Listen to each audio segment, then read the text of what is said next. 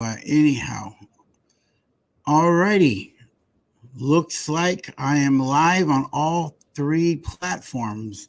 I've got Instagram right there, and I've got the other two right here. All right, we're going to jump right into it. Trust is essential for healthy living. Trust is essential for healthy living. Hey, Dr. Rick here with Relate Well. And I want you to begin to think about some things today with me around the issue of trust. Trust is essential for healthy living. That is true. It's essential for healthy relationships. Whenever you feel unsafe in a relationship, you don't really trust well. So I grew up in a broken home, divorce, raised by my dad and my stepmother, and be open with you, wasn't a really healthy home. My dad had an anger problem, never emotionally bonded to my stepmother. My experience with her is she's always told me I wouldn't amount to much. I couldn't be my own person.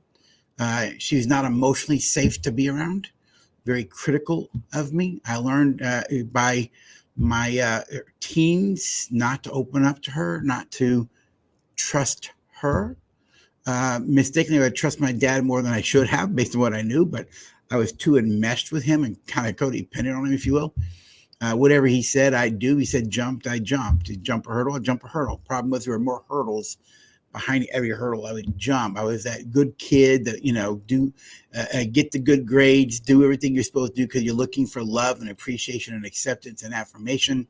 And it's always outside of reach. It's never really there, And so growing up in a divorced home, broken home, one thing I've learned, not just from research, but also just working 30 years with individuals and couples coming from broken divorced homes, trust is not something we do really well. One thing that we learn about life through our journey of life is that relationships don't mean much to people. Individualism means a lot more. People will throw away relationships, they'll abandon you, reject you. I found this to be very, very problematic, but it's still the truth. All right. And it's a wonderful thing that when you find someone who won't ever leave you nor forsake you, that no matter the challenges you have in life, no matter what issues you have, they're there. They're committed. You see, in order for us to trust, you have to feel safe with someone. All right.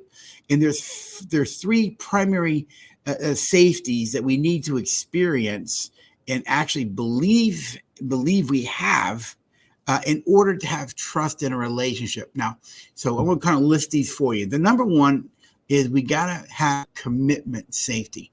I need to trust that you are committed to this relationship, that you won't leave me, you won't forsake me, you're not going to divorce me, you're not going to walk away as my friend, or if things don't go well, that you're still going to be there, even when I am at my worst sometimes. Yeah, you can have good boundaries. You need those. That would be healthy on your part. But you're still there. You're not going to walk away. We need commitment safety. Sadly, in our culture today, most people don't have commitment safety. It's not even found in the church today. Your church members will walk away from your friendships with you. They will leave and abandon. Is it any wonder why God in His Scripture says He won't leave nor abandon? Because He knows we need commitment safety, and He is committed.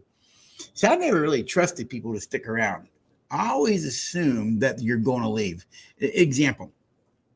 Now, my wife and I, Luella, we both came from broken homes, all right? And she came from an alcoholic home with divorce and craziness too. Matter of fact, her dad went through 2 divorces, all right? And so commitment wasn't something that we experienced or understood as kids. We get married. I've been married 37 years as of this recording. All right? I love my wife dearly, and she's a phenomenal lady and a great friend to me. But in those first few years of marriage, around the first 6-7 years of marriage, twice in an argument, Luella threw out, she's going to leave. Twice in an argument, those first 6-7 years, she threw out that she was going to leave. And I'm like, how did we go from talking about this issue to leaving. How did we get there? I told my wife jokingly, but it's actually true. Many years ago, if you ever leave me, I am going to go with you. All right. It's not an option for me. I'm in this thing. I don't want to replicate the crazy family, the divorce and brokenness that I grew up with. I just don't want to live that way for myself, and I didn't want to pass it on to my children. But both the time that she threw those out, I'm like, how do we go from here to there? And I will tell you, truly, both times I forgave it. I really did. But here's what I didn't know years later. Something happened, and years later, I got triggered into this hurt. And when I was trying to figure out where it was coming from, it hit me. It was earlier in our marriage when she threw out that she was going to leave. Though I forgave both of them, you know what happened? Unconsciously, I had a question mark in my soul, in my heart. Well, what would it take for you to leave? If you're going to throw it out, then there must be a point in time you're going to leave. So what I realized was, or on that time years later, what I didn't know was I started holding parts of myself back from her. I really didn't trust her to stay. There was part of me that expected her at some point, if things don't go good enough for her, she's going to leave me. You see, because I wasn't sure, trusted, safe that she was really committed to us till death do us part, I held parts of myself back. I was never really fully trusting that my stepmother was committed to me. I was never, except for food, air, water, and shelter. Outside of that, no trust with her and my dad. And so we need to know that you're going to be there in the tough times, in the hard times. You're going to be there. We all need commitment. Say that lets me feel secure. So let me trust that I'm not going to live life alone. The second form of safety that we need to trust is physical safety. Physical safety. Yeah, that means there's food, air, water, and shelter. That I know that I'm going to be secure in those basic survival needs. But I also need to feel secure that you're not going to hit me. You're not going to throw things at me. You're not going to physically intimidate me. You're not going to do anything that lets me know that my physical safety can be jeopardized or harmed. That this is not going to happen. That I am safe with you. That you live in such a way to protect me. That I live in such a way to protect you. A lot of children who are abused don't have physical safety. They're not sure mom and dad will haul off and slap them again. We got shocked with a cow prod. Now, to be fair, I only got it twice. But you know what? Every day I lived in fear of it. When you walked out in our house in Powder Springs, Georgia, when you walked outside of our house, there was this one of those big metal milk cans from dairies. We had one of those. We put all the umbrellas were put in there. And that green-handled cow prod sat in there as well. You saw it when you left the house. It was right there. It was always noticeable. It's a reminder. You might get zapped. And so I never really knew that I was physically safe because I always knew that could happen on a whim whenever my dad felt like it. Whenever my dad felt like it. I remember once my stepmother and I were arguing and my dad was trying to mediate and I was angry and hurt. And I said some things and she came up and slapped me across the face. And never really felt safe. We need physical safety because if I can't trust that I am safe with you, it's going to affect our relation. And the third safety that we need, now I already mentioned two, commitment and physical. The third safety that we need in a relationship is emotional safety. Emotional safety. I need to be able to feel that I can be open with you, vulnerable with you, that I can confide in you, that you will accept me, you'll still approve of me, you won't judge me, you won't criticize me, you won't invalidate me, you won't put me down, you won't negate my ideas. You see, we all need to feel that we are emotionally safe with others. Now, this to me is one of the biggest ones, because even physical abuse victims will tell you, it was the emotional damage that took its toll long term. The physical stopped at some point. And you could get a bruise, but the bruise would go away. But the emotional damage, the emotional abuse, that took its toll, and it will on a person's brain over time. You see, humans were meant to bond intimately to other humans. That's an emotional bond. That's an emotional connection. That's an emotional attachment. Now, I'm going to tell you, when I left home at age 18 and joined the U.S. Navy, two of my brothers were still at home, and I left home. And I did not know just how wounded and broken I really was. You see, I was so insecure. I didn't trust anyone. And I had to hide who I was because I didn't trust anybody with the real me. That's the emotional me. Because I never felt emotionally safe. Sadly, it was after I left home and met people that I began to trust that some people would accept me the way I was. One man is named Marshall. I met him when I joined the Navy and got stationed in Jacksonville, Florida. Marshall was a Sunday school teacher for the college-age Sunday school class at the church I was attending. And for whatever reason, I call it grace on my part, he just embraced me like a little brother. He invested in me in many ways. I won't tear up thinking about it. But Marshall made it a safe place for me to be me. Now, I'll tell you, sometimes in my stupidity, Marshall would confront me. And I was okay with it because I knew he loved me and cared for me, and that his corrections came from a place of wanting me to be a better me, wanting me to be a better man, wanting me to be a healthier man. And so I always honored that in him. He's still in my life to this day, revere him deeply, and I love him dearly. Just feeling it right now, how much I respect him. He was a man that I could be emotionally safe with. Early in the marriage, I didn't believe that I could be emotionally safe with Luella. Why? She tried to make me in her image.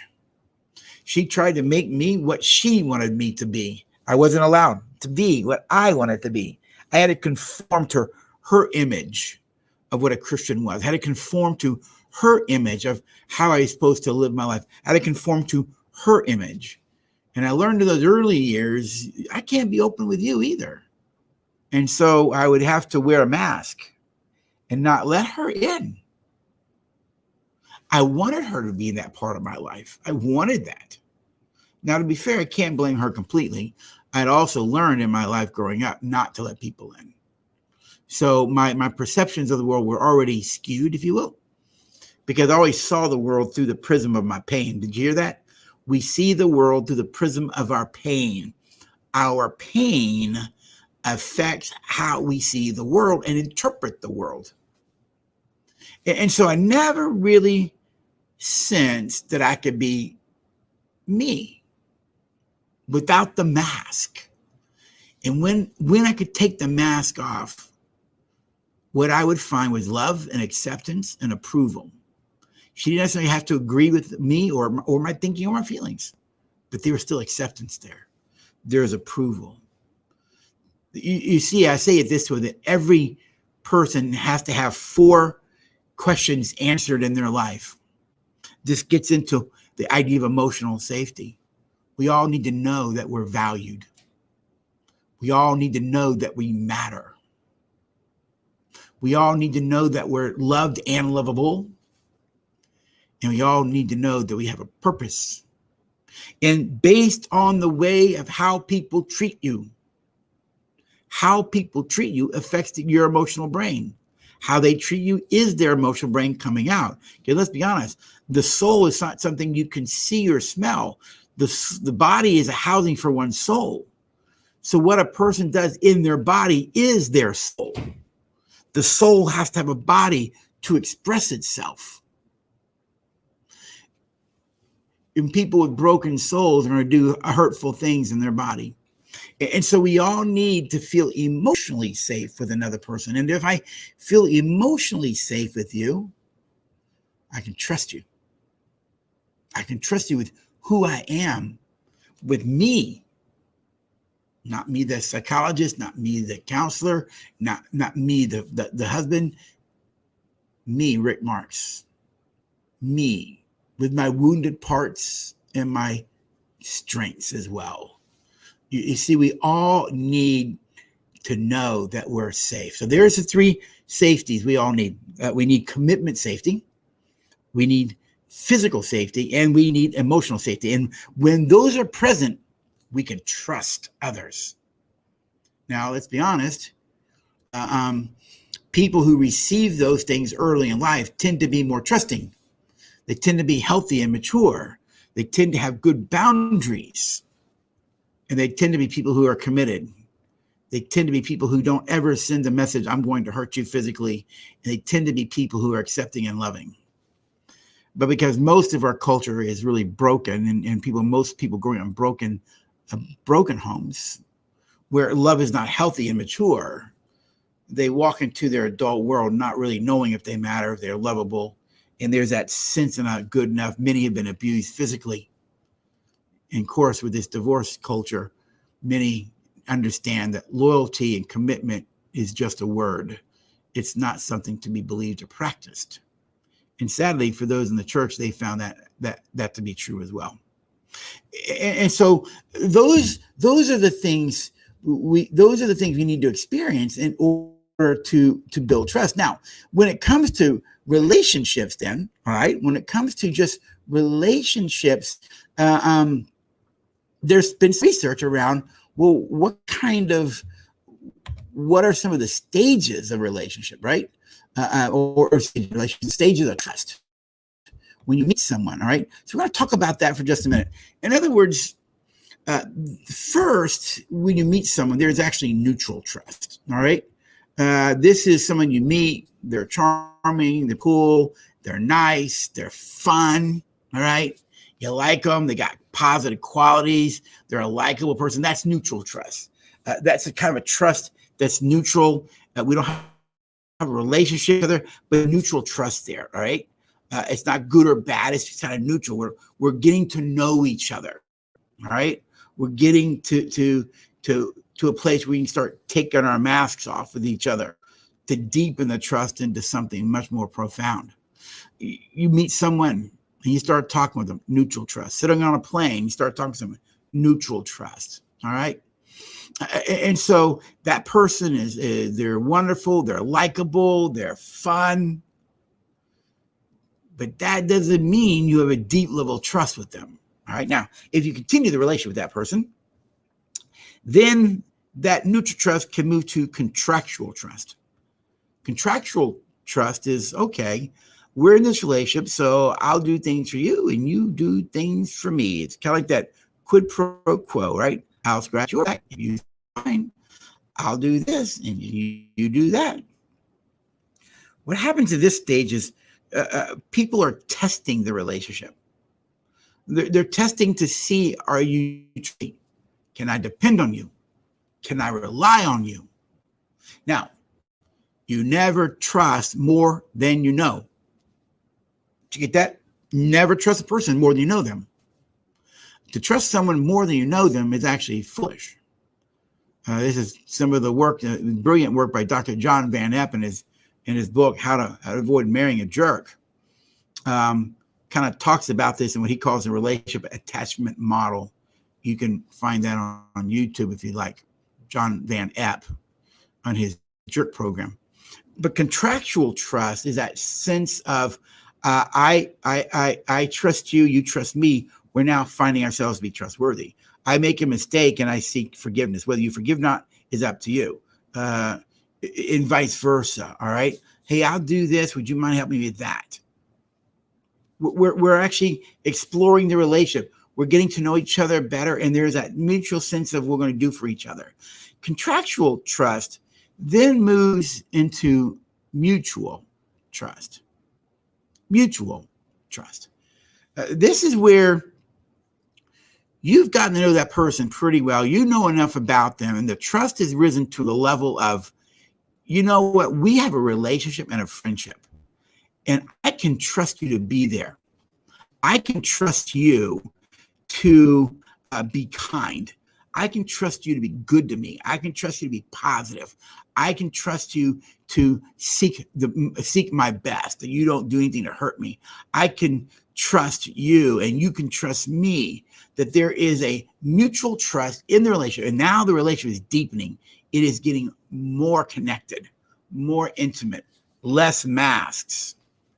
At mutual trust, you've been sharing hurts and fears, joys and pains. And that person has been there to listen and care, to encourage and support, and to comfort. Mutual trust is that sense of, okay, we're going this way. Hey, you're going fishing at this point, probably regularly calling each other throughout the day. You know, it's not that sense of contractual trust, and we've got a good friendship here.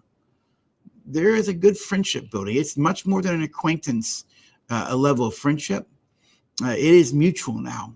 We both enjoy the relationship. We both desire the relationship. We both find benefit from each other in the relationship. Why? Because we've learned that we can trust each other. We've learned that you're safe. I've learned that you are someone who seeks the best for me. And when you call me up and say, hey, I had this here about a week and a half ago, a dear friend of mine called me and just said, I need you, man. And I wish I was in town. I would have run right over to him. He had broke down and cried because of some things that are going on in his life. He trusted me. He trusted me to be there. I was the guy he called. That means a lot to me because he's that dear a friend to me. Matter of fact, I would tell you that he and I are at the next level of trust. But there's that mutual trust. He could trust me with his heart.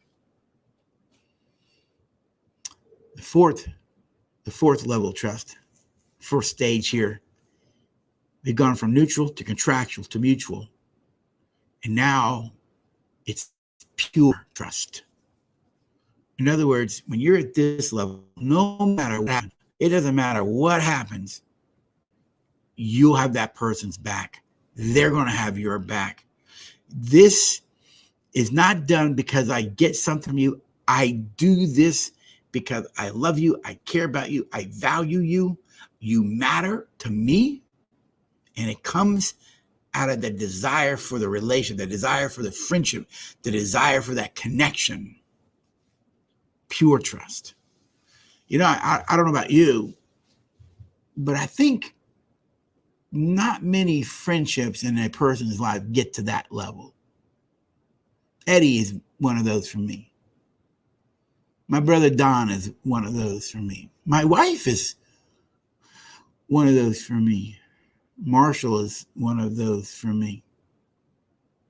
You see, to get to that level of trust, you guys spend a lot of time building, nurturing the relationship, walking with each other, deep empathy and care. You've walked through good times and bad times together, and you've found each other trustworthy. My wife has some friends that are like that. They may not even talk for a month, but when they pick up the phone, the relationship's just right there. It's right back where it was. And so we're all looking, and those people in our lives that really do exhibit, or that exhibit for us pure trust. Now, in order that to happen, you remember, you're going to have to become that person as well, because this is mutual. One of the things we say in our work is, how do you get to this? Well, we actually trust people based on the way that we know them. You trust people based on the way that you know them. Think of it this way. If I know you to be late, I trust you to be late. If I know you to be on time, I will trust you to be on time. If I know you to be insensitive and uncaring, I will trust you to be insensitive and uncaring. If I know you to be honoring and respectful, I trust you to be honoring and respectful. If I trust you with my heart and you have valued me and were patient with me and you were encouraging to me on a regular basis, I trust you to be that way. And when you trust people, because we trust people based on the way we know them, because we trust people based on we know them, that's experience, that's over time, then the value to my life is that my relationships become strong and healthy.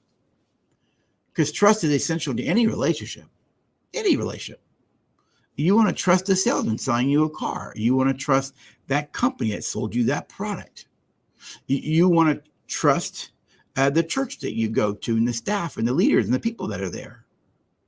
You see, all relationships require trust. Trust can be granted, neutral trust. We have it right because we meet, but it can be easily broken.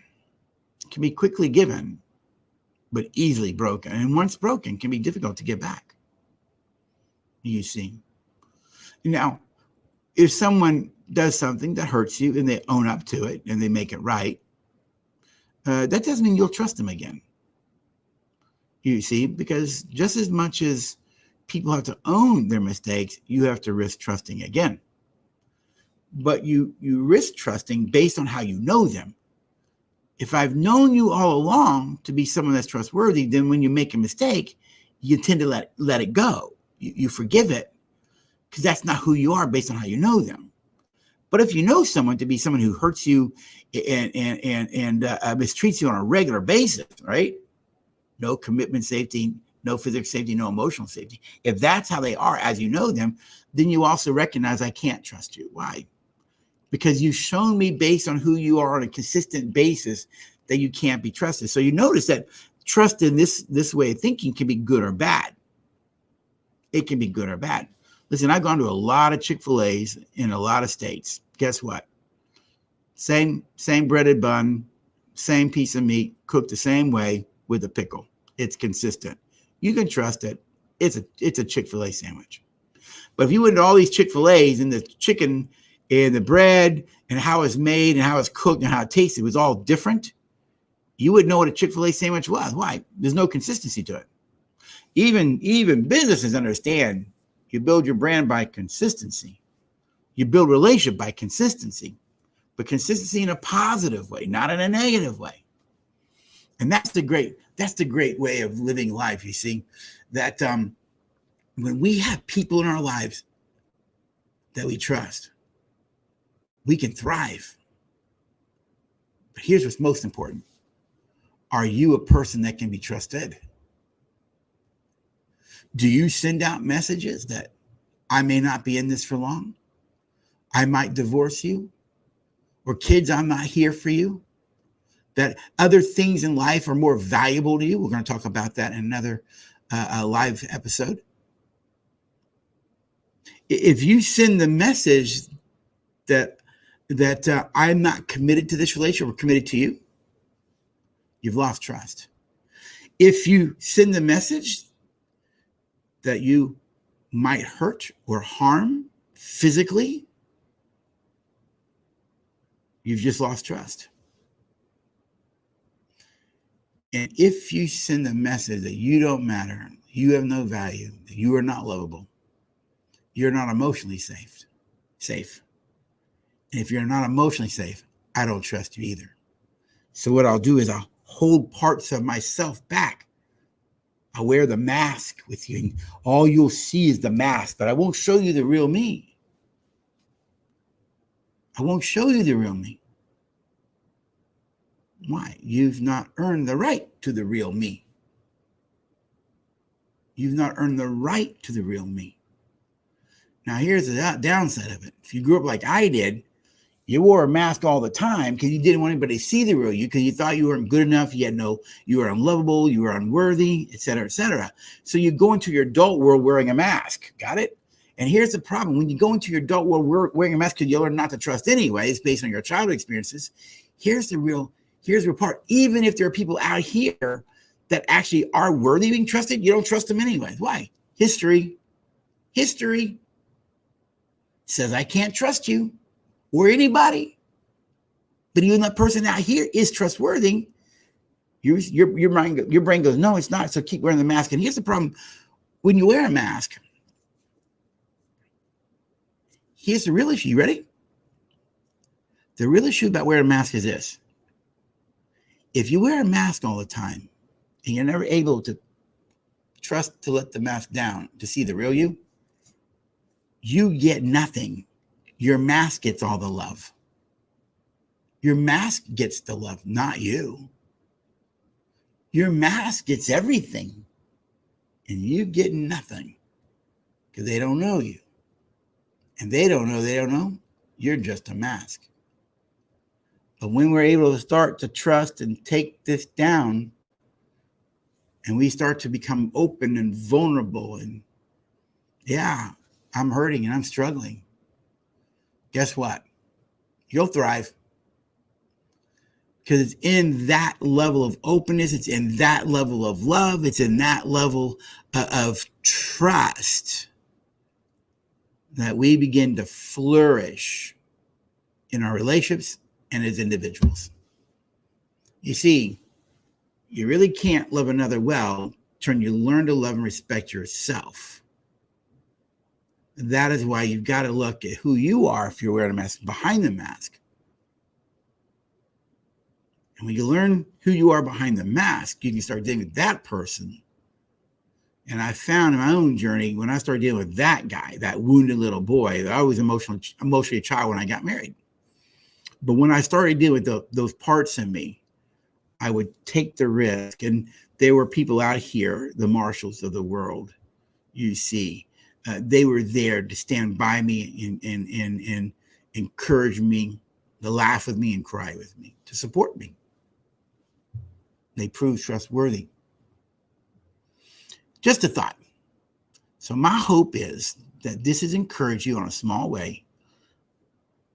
How are your relationships? Are you a person that provides commitment safety and physical safety and emotional safety? Are you working in your relationships, if you're married, to develop pure trust? Are you working in your friendships to develop mutual and pure trust with those that you know?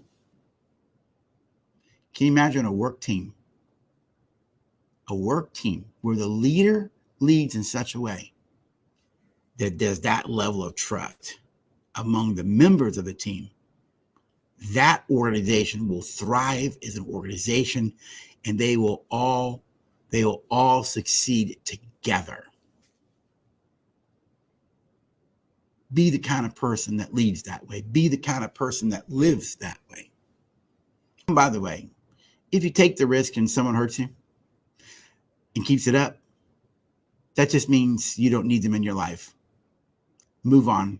Find someone else. Got it? Don't quit. It's Dr. Rick. Have a great day.